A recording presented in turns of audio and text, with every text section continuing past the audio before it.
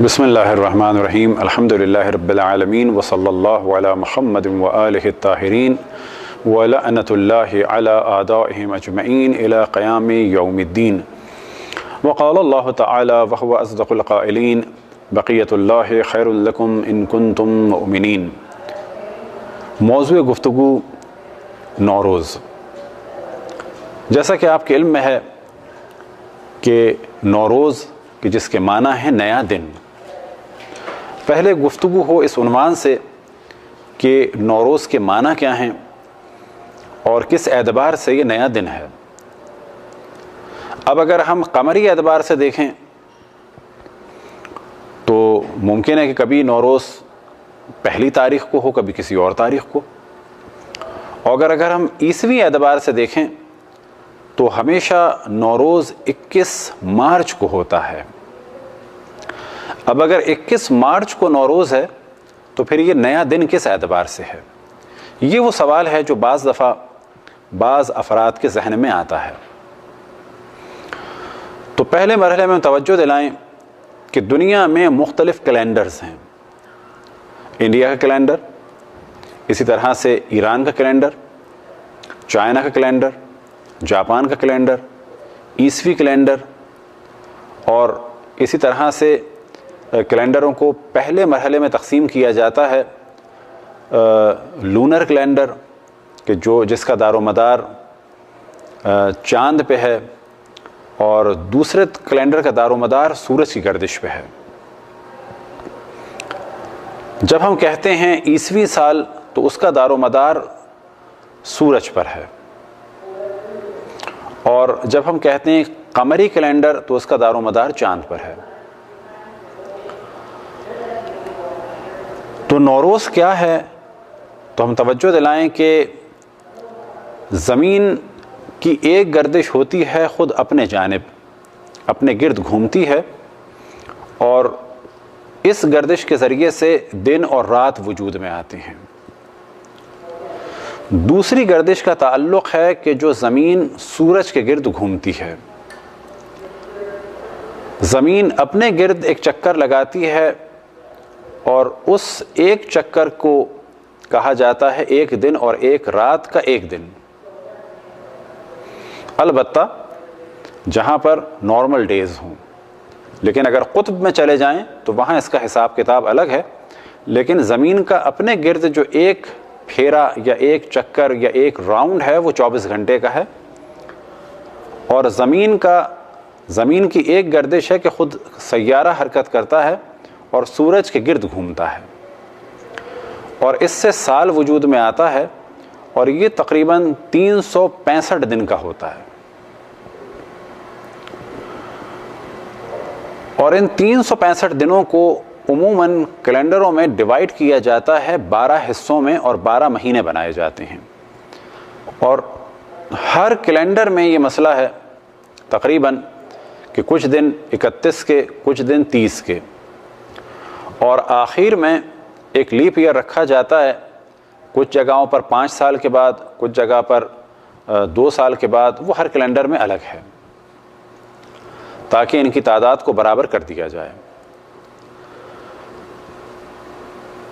زمین کی گردش کو 12 حصوں میں ڈیوائیڈ کیا جاتا ہے، اور ہر حصے کو ایک برج کہا جاتا ہے، اور ان برجوں کے نام ہیں مختلف کیلنڈرز میں الگ الگ۔ جب زمین حرکت کرتے ہوئے پہنچتی ہے برج حمل میں، تو جیسے ہی برج حمل میں پہنچتی ہے تو یہ نیا دن ہے، اور جس لحظے زمین برج حمل میں داخل ہوتی ہے تو نئے دن کی ابتدا ہوتی ہے، اور اس نئے دن کو کہا جاتا ہے نوروز۔ اور جس وقت زمین اس برج میں داخل ہوتی ہے یعنی برج حمل میں، اس داخل ہونے کو کہا جاتا ہے تحویل، یعنی اس وقت سال بدل رہا ہے، زمین ایک برج سے دوسرے برج میں داخل ہو گئی، اور اسے ہی کہا جاتا ہے نوروز۔ یہ نوروز ایران میں، افغانستان میں، آذربائیجان میں، ازبکستان میں، چچینیا میں، ترکمانستان میں، اور اسی طرح سے بہت سارے علاقوں میں ایک ملی یعنی نیشنل ڈے کے طور پہ منایا جاتا ہے۔ اب ممکن ہے کوئی سوال کرے کہ ہم اسے کیوں مذہبی اعتبار سے مناتے ہیں، تو اس کے دو جواب ہیں۔ پہلا جواب یہ کہ کسی بھی نبی اور امام سے اگر پوچھا جاتا کہ ہمارے علاقے میں ایک کیلنڈر ہے اور جب نیا دن شروع ہوتا ہے تو ہم کیا کریں، تو بلا شک جواب یہ آتا کہ نیا دن شروع ہوتا ہے تو اللہ سبحانہ و تعالیٰ کا ذکر کرو، نماز پڑھو، عبادت کرو، صدقہ دو، کار خیر انجام دو، اور اسی کے ساتھ ساتھ ایک دوسرے کا خیال کرو، ملنا ملانا رکھو۔ تو ایک اعتبار سے تو دیکھا جاتا ہے نوروز کو کہ جب کچھ لوگ آئے اور آنے کے بعد انہوں نے ائمہ سے سوال کیا کہ ہمارے سال کی ابتدا فلانی دن اور فلانی تاریخ میں ہوتی ہے تو ہم کیا کریں، تو ائمہ نے دعائیں بتائیں۔ دوسرا اس اعتبار سے دیکھا جا سکتا ہے اور دیکھا جاتا ہے کہ جس کا ذکر بعض روایات میں ہوا کہ قمری اعتبار سے تو 18 ذی الحج، معذرت پہلے مرحلے میں بیان کریں، قمری اعتبار سے تو بعثت رسول اللہ 27 رجب کو ہوئی، شمسی اعتبار سے بعثت رسول اللہ صلی اللہ علیہ وآلہ وسلم نوروز کے دن ہے۔ اسی طرح سے روایت میں نقل ہوا کہ عید غدیر 18 ذی الحج کو ہوئی، لیکن شمسی اعتبار سے نوروز کے دن ہوئی، یعنی پہلی فروردین نوروز کے حساب سے، اور اگر کہا جائے تو 21 مارچ۔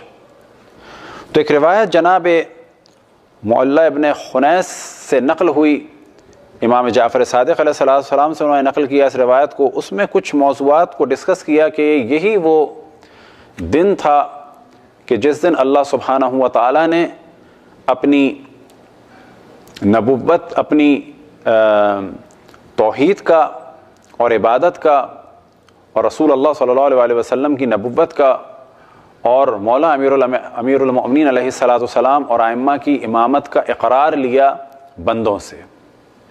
تو قمری اعتبار سے، شمسی اعتبار سے یہ دن تھا۔ اور پھر روایت بیان ہوا کہ یہی وہ دن ہے کہ جس دن سورج کی روشنی زمین پر پڑی، یا سورج کی روشنی کا پہلا دن تھا۔ اب ظاہر ہے کہ سورج کی خلقت ہزاروں سال پہلے ہوئی، حضرت آدم سے پہلے ہوئی، لیکن روایت میں بیان ہوا کہ سورج کی خلقت یا سورج کی روشنی کا پہلا دن بھی یہی نوروز تھا۔ اسی طرح سے جس دن ہوائیں چلیں، اور روایت میں بیان ہوا کہ وہ ہوائیں کہ جن کے ذریعے سے فصل اگتی ہے اور بہار آتی ہے، تو یہ ہوائیں بھی اسی دن چلیں۔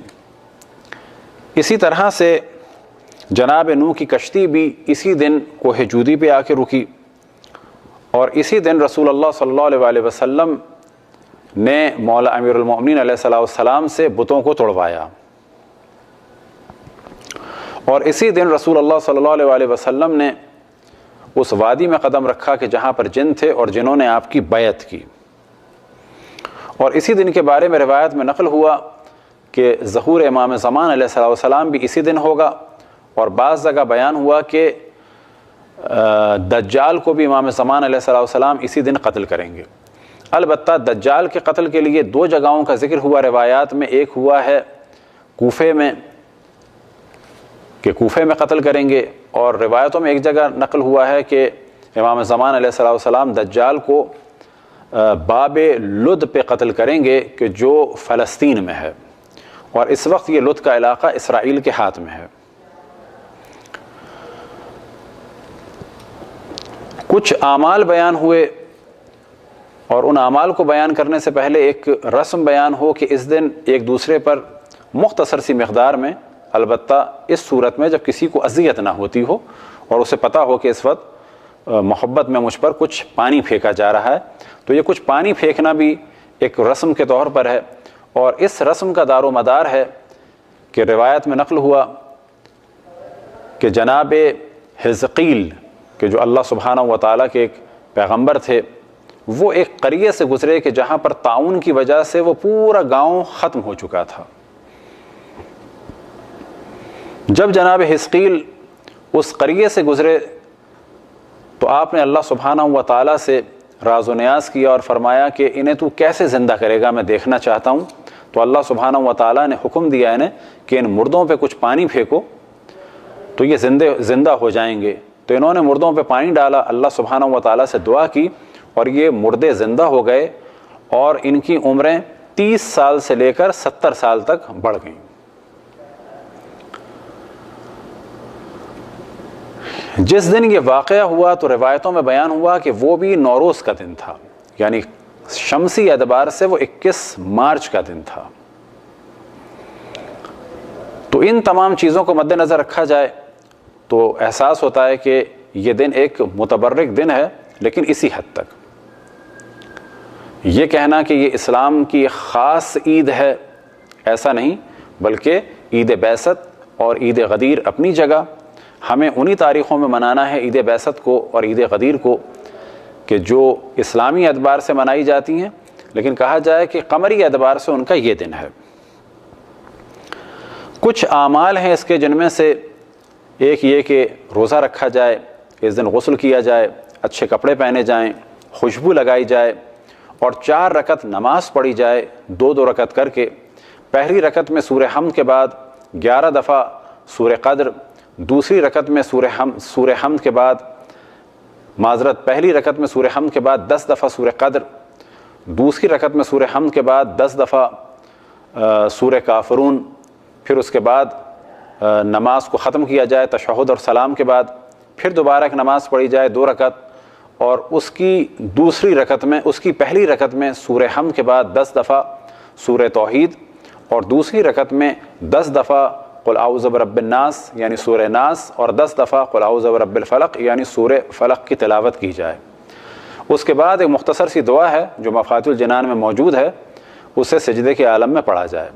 البتہ اگر دعا کوئی پڑھے تو اچھا ہے اور نہ پڑھے تو بھی کوئی حرج نہیں، اور یہ بھی ممکن ہے کہ اس طرح سے سجدگاہ کو ہاتھ میں رکھ لے، اور یا سجدگاہ بھی اگر ہاتھ میں نہ ہو تو فقط سجدے کی نیت سے سر کو جھکائے اور اس دعا کو پڑھ لے، اور یہ بھی ممکن ہے کہ کوئی اور شخص اسے یہ دعا پڑھوائے اور وہ سجدے کے عالم میں اسے پڑھتا رہے۔ اسی طرح سے ایک مشہور ترین جو دعا ہے نوروز کی تحویل کے وقت کی، وہ ہے یا مقلب القلوب والابصار، اے دلوں کو اور آنکھوں کو پھیرنے والے، بدلنے والے، یا مدبر اللیل والنہار، اے رات اور دن کے بدلنے والے یا انہیں خلق کرنے والے، یا محول الحول والاحوال، اور حالتوں کے بدلنے والے، حول حالنا الی احسن الحال، ہمارے حال کو اچھے حال میں بدل دے۔ یہ ایک دعا ہے کہ جو تحویل کے وقت پڑھی جائے۔ اس کے علاوہ جو بھی نیک کام کیا جائے اچھا ہے، صدقہ دیا جائے اچھا ہے۔ اب یہاں پر ایک موضوع کی جانب ہم توجہ دلاتے ہیں، اور وہ موضوع یہ کہ بعض دفعہ جب نوروز کے بارے میں بات ہوتی ہے تو کہا جاتا ہے کہ یہ مجوسیوں کا کیلنڈر ہے اس وقت جو ایران میں چل رہا ہے،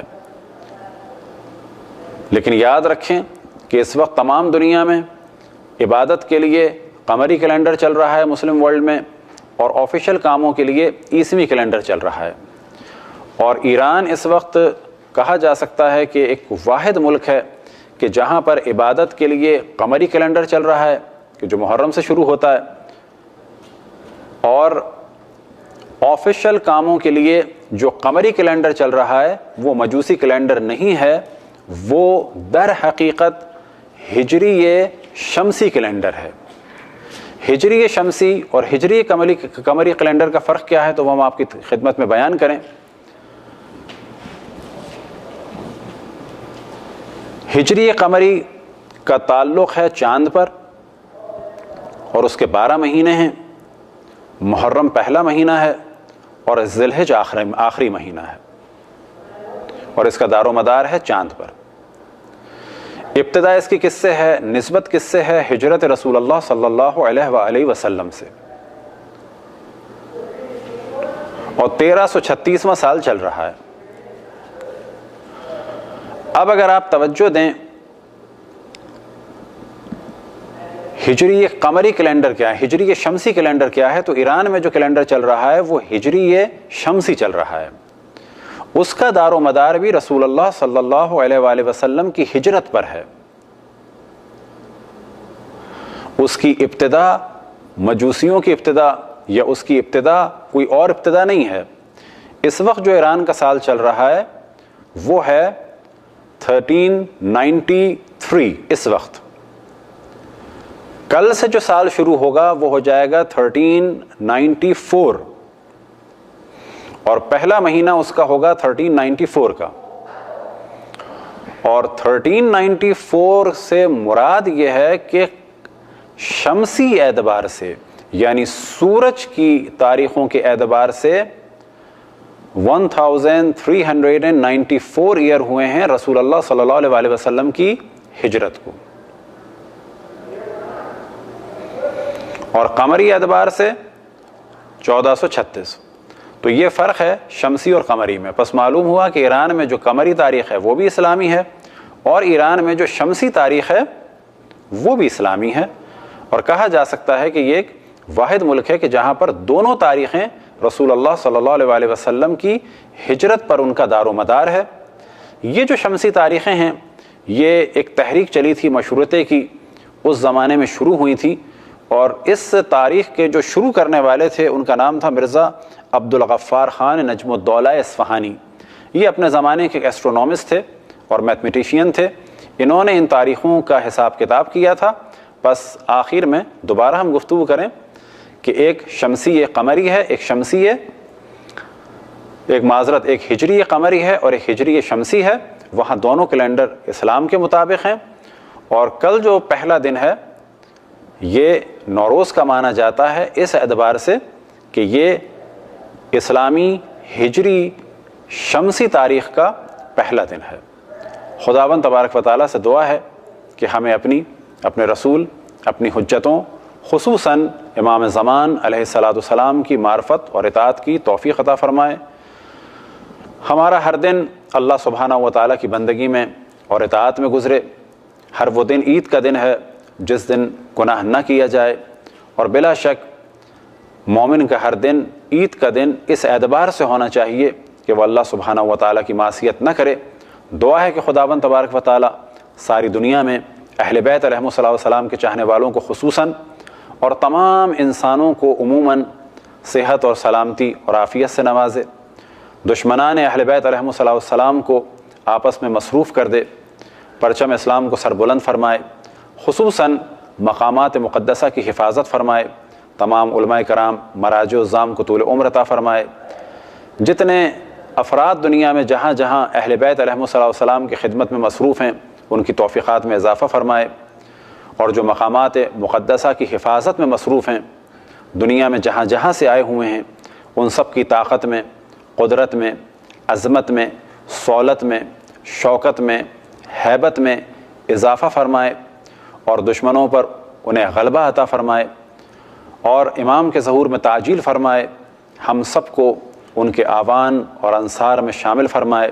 وصلی اللہ علی محمد وآلہ الطاہرین. برحمتک یا ارحم الراحمین وصلی اللہ علی محمد وآلہ الطاہرین.